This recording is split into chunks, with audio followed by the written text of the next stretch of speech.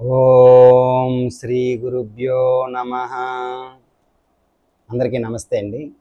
భగవద్గీతలోని రోజుకి ఒక శ్లోకం, ఆ శ్లోకం యొక్క అర్థం తెలుసుకుంటున్నాం కదండి. ఈరోజు 21వ శ్లోకం, ఆ శ్లోకం యొక్క అర్థం తెలుసుకుందాం. సరేనండి. వేదా వినాశినం నిత్యం యయేనమజమవ్యయం కథం సపురుష పార్థ కంగాతయతి హంతికం.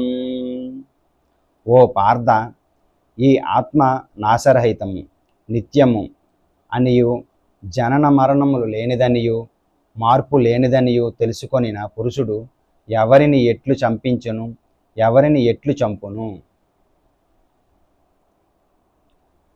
ఓకేనండి. రేపు మరొక శ్లోకంతో మళ్ళీ కలుసుకుందాం. నమస్తే. హరే కృష్ణ.